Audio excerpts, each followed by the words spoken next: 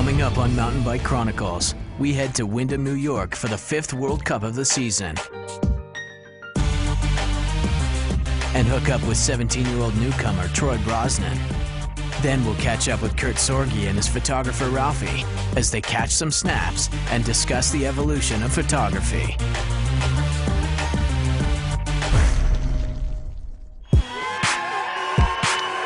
Just 1 week after Mount St. Anne, the World Cup has moved across the border to Windham, New York for the next race of the season.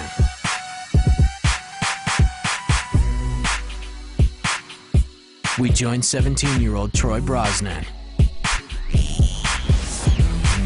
5th round of the World Cup. Looking forward to it. Rained a little bit last night. Looks kind of muddy actually. He's last year's Junior World Cup champion and has just started to make an impact on the elite men's circuit. At Mont St. Anne, he had an amazing run and took an early lead, but ended up just off the podium in 6th place. He's now in 13th place overall on the tour, but Brosnan is not superstitious. It's lucky, it's my birthday. 13th of July. Boom. I'm feeling it. I'm feeling it good.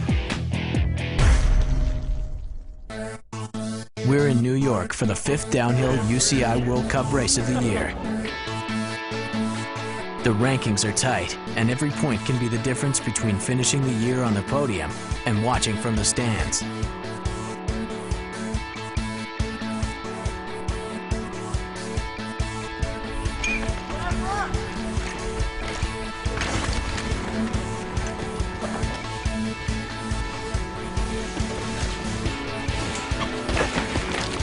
Track's fun. It's gonna be an interesting race run, that's for sure. It's gonna be pretty wild and full on for all like 1.5 minutes or whatever it is.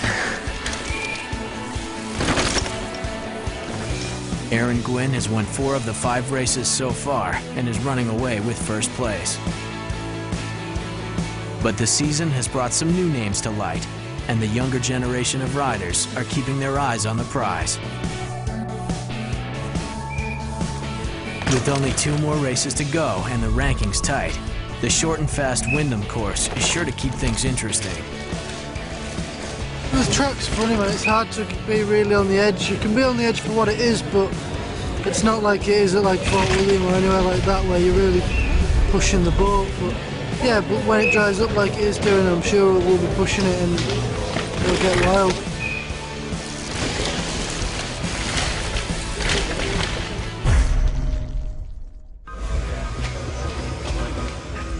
Morning.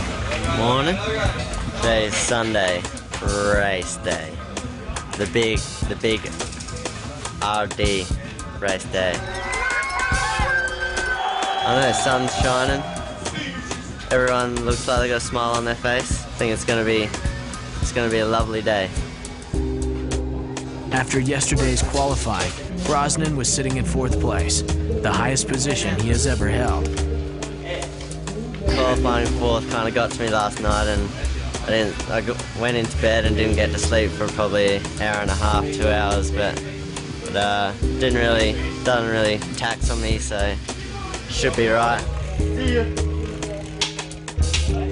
Probably get a little bit of sleep after practice and get into the vibe, go have a good run.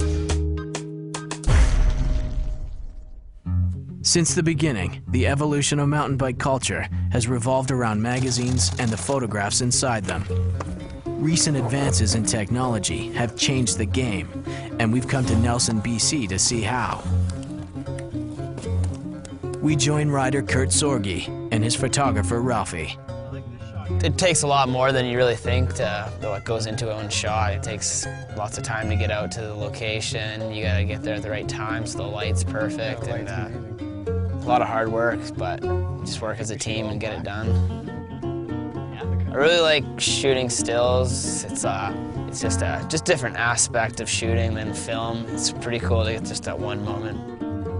It's great to shoot action sports because you can share a moment with an athlete like Kirk where he does something really cool, you know, like an awesome trick, and you capture that moment, and if you get it right and he's stoked and you're stoked, it's an awesome moment that you can both share for a long time.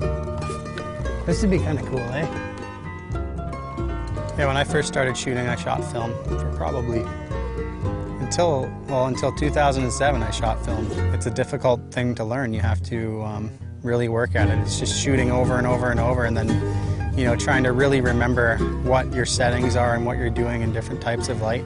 You can shoot all day long and you just don't get to see a photo, and you know, you're calling the photographer, or, you know, waiting for him to email you the shots, and it can be weeks or months. And it's awesome with digital. You can see the shot right away. You know whether you can move on or change trick, change angle, change jumps. It's awesome to be able to see it right away. Shooting digital photography has really changed things in the fact that you have instant results. So when someone like Kurt hits his jump or whatever the shot's going to be, the shot is right there in front. You can come around, you can look at it, and we can both decide if it's what we're both looking for, and then we can kind of like discuss and really work on the shots together, which is pretty cool. I'm going to try one with the flash. I like working with Kurt because he gets really into like going through the shots with me, and you know, he looks at it and thinks, you know, maybe I could do this better or different, and we work together. It feels like more like a team, like we're working together, and that's kind of the fun of it, really. Shooting digital has really improved my photography, and I think it helps the riders too. It's huge to be able to see the photo right after you do the jump. You either know if you got it or you have to do it again.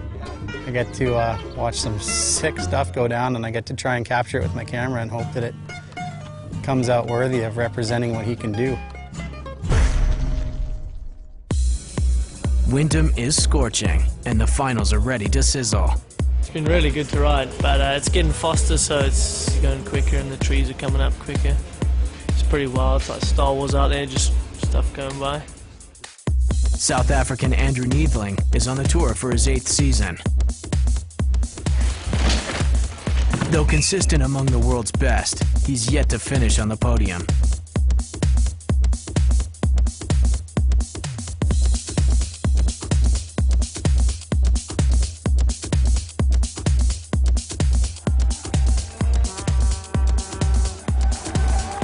He brings his A game to New York and surprises everyone with a strong 2-second lead. Well, nothing was working, like just trying new gloves, new goggles, just anything to try to break the bad luck, you know. 37-year-old Steve Pete is entering his 3rd decade as a downhill racer and remains a top qualifier. It's pretty cool riding in America. I used to really enjoy it back in sort of 90s, early 2000 racing in America, and it's a good feeling to be back. Yesterday I got way over the bars on a corner, just like, I didn't go over the bars, but I went over the front of the bike really hard. Sort of tweaked the hand up a little bit, and it hurt quite a bit. It's been sore ever since. The seasoned vet fights through the pain. With over 50 career podium finishes, he knows what it takes to get the job done.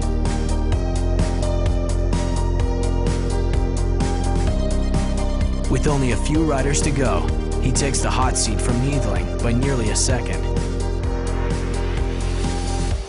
A little bit nervous now, getting older, getting a bit nervous at those high speeds, but this track here, I enjoyed it, and felt like I was carrying speed good, and yeah, there's life in the old dog yet.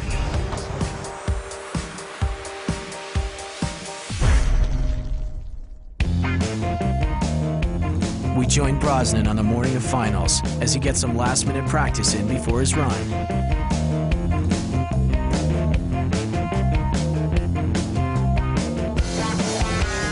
Keep the good times rolling, really. Just, you know, keep having fun and hopefully get a good result here as well. I'm not going to say, oh, you know, I'm close to getting a podium. I'm just going to go out there and try and win, and whatever happens, happens. Troy Brosnan is up to bat. He's been riding well this weekend and qualified near the top. He knows he can take the lead.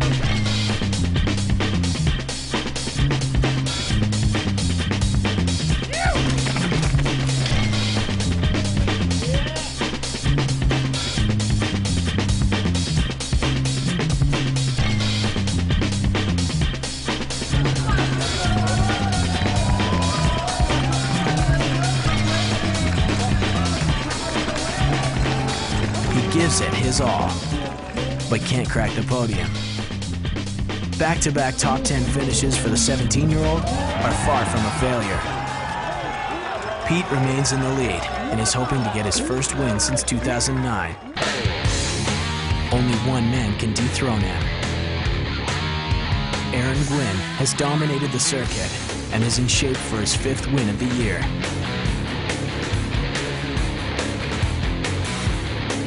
True to form, Gwynn goes all out once again with a commanding 2.5-second lead early into the course.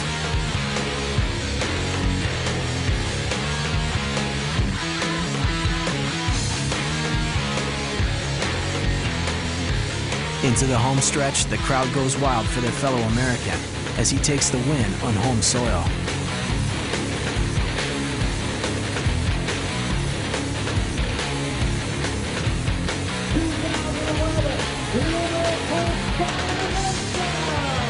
Leaving Steve Peat and Andrew Needling in 2nd and 3rd place.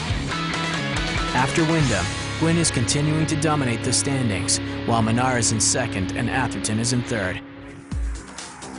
Next week on Mountain Bike Chronicles, we head to Whistler, BC for the first diamond stop of the FMB World Tour, Red Bull Joyride. We follow Whistler local Brandon Semenuk as he tries to keep his overall World Tour lead. And we head to the foam pit and check out how athletes train to take their riding to the next level.